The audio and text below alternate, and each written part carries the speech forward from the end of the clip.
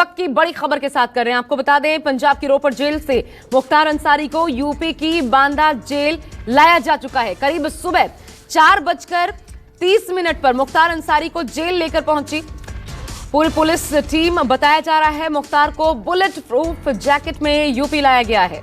मुख्तार अंसारी को जेल के अंदर बैरक नंबर 15 में रखा जाएगा। तमाम जानकारियां अभी तक सामने आई है। 800 किलोमीटर से ज्यादा का सफर तय करके सुबह 4:30 बजे के करीब मुख्तार अंसारी बांदा पहुंचा।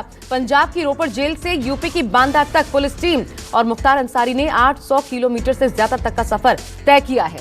4:30 बजे सुबह बांदा पहुंचा। बुलेट प्रूफ जैकेट में मुख्तार को यूपी लाया गया क्योंकि ऐसे कयास थे कि बीच में कहीं कोई हमला ना हो जाए या फिर सुरक्षा के दृष्टिकोण से तमाम तैयारियां मुख्तार अंसारी को लेकर के की गई थी। मुख्तार अंसारी की पत्नी हालांकि पहले ही सुप्रीम कोर्ट पहुंच चुकी थी, कहते हुए कि पति की जान को खतरा है यूपी में, और ऐसे में पुलिस के ऊपर भी भारी दबाव था। सुरक्षित मुख्तार अंसारी को लेकर के पहुंचना यूपी और बांदा पहुंची है टीम। सुप्रीम कोर्ट के आदेश के बाद उत्तर प्रदेश के बाहुबली विधायक मुख्तार अंसारी को पंजाब की जेल से अब यूपी की बांदा जेल शिफ्ट किया जा चुका है। अभी तक जो इन्फॉर्मेशन आई है, बैरक नंबर 15 में उसे रखा जाएगा। कल पुलिस की टीम रवाना हुई थी, कल दोपहर, और लगभग 15 घंटे का ये सफर तय करके बांदा पहुंची है। आज तड़के, बुधवार तड़के लगभग 4:30 बजे सुबह पुलिस टीम बांदा पहुंची। मुख्तार को लेकर यूपी पुलिस की टीम कल 2:07 पर रवाना हुई थी रोपड़ जेल से, तमाम फॉर्मेलिटीज पूरी करने के बाद। और काफिला शाम 4 बजे तक हरियाणा के करनाल पहुंचा था। इस दौरान स्पीड जो थी करीब 80 किलोमीटर प्रति घंटा रही। आपको बता दें, मुख्तार अंसारी को जेल में छोड़कर एम्बुलेंस बाहर निकल गई। काफिले की कई गाड़ियां, क्योंकि पूरा लाव लश्कर था जो फॉर्मेशन के शेप में लगातार चल रहा था। एस्कॉर्ट एक तरीके से आप समझ लीजिए, जिसके बीच में मुख्तार अंसारी चल रहा था एक एम्बुलेंस में सवार होकर। इस वक्त मैं जनपद बांदा के मंडली कारागार के ठीक बाहर मौजूद हूं और इसके बाहर की तस्वीर आपको दिखाता हूं कि मंडली कारागार के ठीक बाहर बड़ी संख्या में सुरक्षाकर्मी यहां पर तैनात किए गए हैं और जेल का जो मुख्य द्वार है वहां पर बैरिकेडिंग भी देखने को मिल रही है। इसके अलावा जैसे जैसे आप जेल के मेन गेट की तरफ बढ़ेंगे तो आपको यहाँ पर सुरक्षा पूरी तरह से मुस्तैद नजर आएगी। जो बैरिकेडिंग है, इसके अलावा जो मेन गेट है उसके आप ऊपर की तरफ अगर देखें तो यहाँ पर एक नया CCTV कैमरा फिलहाल लगाया गया है। इस CCTV कैमरे को लगाने के पीछे का जो मकसद है वो सुरक्षा जा रही है, जो कि ये जेल है वहाँ पर इस मुख्य द्वार पर जो ये गेट है यहाँ पर पहले CCTV कैमरा नहीं था, लेकिन अब सुरक्षा के लिहाज से यहाँ पर CCTV कैमरा लगाया गया है। इसके अलावा अगर आप गेट के अंदर की तस्वीर देखने की कोशिश करें तो यहाँ पर भी आपको सुरक्षाकर्मी पूरी तरह से मुस्तैद नजर आएंगे। जो जेल के अंदर की तस्वीर है, इस गेट के अंदर की, मैं अपने कैमरा सहयोगी से कहूँगा वो आपको दिखाएं, तो वहाँ पर भी आप देखेंगे कि आपको हलचल बहुत ज़्यादा तेज़ नज़र आएगी। सबसे अहम बात यह भी है कि यूपी पुलिस की टीम मुख्तार अंसारी को लेकर बांदा के इसी जेल में यानी इसी मंडलीय कारागार में लेकर आने वाली है, लिहाजा यहाँ पर सुरक्षा के लिहाज से बहुत पुख्ता इंतजाम किए गए हैं। जो शासन के अधिकारी हैं वो भी लगातार यहाँ के जेल विभाग के अधिकारियों के संपर्क में हैं और ये बताया जा रहा है कि अब से कुछ देर बाद, यानी कि ये अंदेशा लगाया जा रहा है कि तकरीबन 2 घंटे बाद मुख्तार अंसारी को लेकर यूपी पुलिस की टीम इसी मंडलीय कारागार में आएगी और वहाँ पर उनको फिलहाल रखा जाएगा। कैमरा पर्सन सचिन सैनी के साथ अशोक तिवारी, लखनऊ, न्यूज़ 24।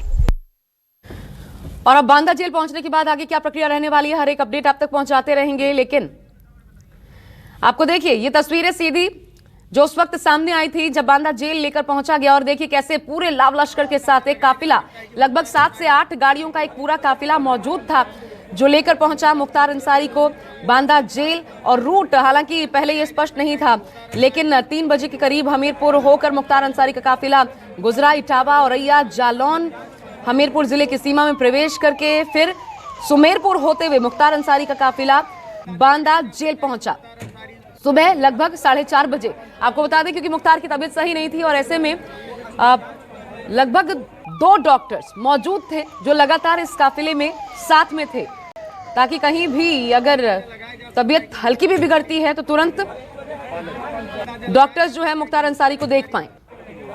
और देखिए जब पहुंचे कुछ गाड़ियां, क्योंकि बाहर ही रोक ली गई, वहां पर सुरक्षा के बेहद कड़े बंदोबस्त किए गए थे, लेकिन जिसमें सवार था मुख्तार अंसारी एम्बुलेंस, वो भीतर प्रवेश की, और साथ ही 2 और पुलिस की गाड़ियां जिन्होंने भीतर प्रवेश किया। अब बदल गया है मुख्तार का ठिकाना, क्योंकि पहले रोपड़ जेल, हालांकि तमाम कोशिशें काम नहीं आई और आखिरकार यूपी सरकार ने जो कोशिश की थी वो कामयाब हुई।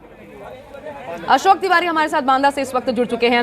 अशोक, अब बांदा पहुंचने के बाद आज क्या प्रक्रिया होने वाली है मुख्तार अंसारी को लेकर?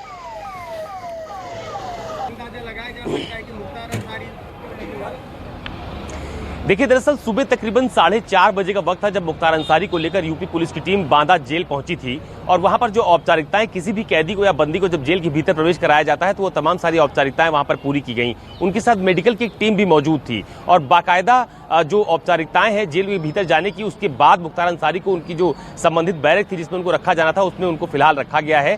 तो अभी फिलहाल जो पहले भी अधिकारियों की तरफ से बात कही गई थी और आज भी ये कहा गया कि तकरीबन 13 साढ़े 13 घंटे का सफर करने के बाद अब मुख्तार अंसारी को जब जेल के भीतर रखा गया है तो उनको कोई वीवीआईपी सुविधा या कोई विशेष सुविधा नहीं दी जाएगी, बल्कि एक सामान्य कैदी की तरह जो सामान्य लोग होते हैं, जो जेल के भीतर जैसी उनको जरूरतें होती हैं उस हिसाब से उनको भी ट्रीट किया जाएगा। तो मुझे ऐसा लगता है कि आज जो सबसे बड़ी बात तो यह है कि यूपी सरकार का पंजाब सरकार से मुख्तार अंसारी को वापस लाकर जेल के भीतर ले जाना एक बहुत बड़ा चैलेंज माना जा रहा था। और कई घंटे का सफर करते हुए आज जब तमाम सारे पुलिस अधिकारी मुख्तार अंसारी को लेकर बांदा जेल पहुंचे तो उसके बाद उनसे जब बात की गई तो उनका ये कहना था कि हमारे लिए एक बहुत बड़ा टास्क था कि पूरी रात सफर करते हुए क्योंकि कल ही मुख्तार अंसारी को लेने के लिए बांदा से यूपी पुलिस की टीम निकली थी पंजाब के लिए और आज सुबह 4:30 बजे उनको जेल में दाखिल करा दिया गया है। तो फिलहाल अभी जो सबसे बड़ा टास्क था मुख्तार अंसारी को जेल के भीतर सुरक्षित लाना, चूंकि सुरक्षा को लेकर बार बार सवाल उठाए जा रहे थे उनके परिवार की तरफ से, उनकी पत्नी की तरफ से, उनके भाई की तरफ से और परिवार वालों की तरफ से, तो वो एक बहुत बड़ा चैलेंज था, वो अभी फिलहाल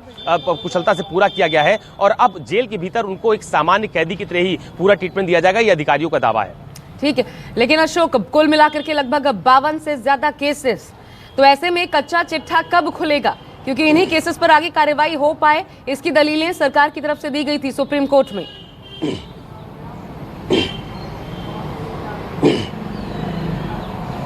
देखिए, निश्चित तौर पर जब सुप्रीम कोर्ट में इस पूरे मामले की सुनवाई चल रही थी तो उस वक्त सबसे मजबूत पक्ष सरकार की तरफ से ये रखा गया था कि 52 आपराधिक मुकदमे मुख्तार अंसारी के ऊपर दर्ज हैं और जब कोर्ट में इन मामलों की सुनवाई होती है तो उनकी व्यक्तिगत उपस्थिति की मांग कोर्ट की तरफ से की जाती है। यही एक बड़ा आधार था जिसके बाद सुप्रीम कोर्ट ने यूपी सरकार के पक्ष में फैसला दिया था। और आपको याद होगा कि अभी 2 दिन पहले यूपी के एडीजी लॉ एंड ऑर्डर की तरफ से बयान जारी किया गया था कि 52 आपराधिक मामले मुख्तार अंसारी पर दर्ज है और उनकी पहली कोशिश यही है कि कोर्ट के माध्यम से उनको सजा दिलाई जा सके।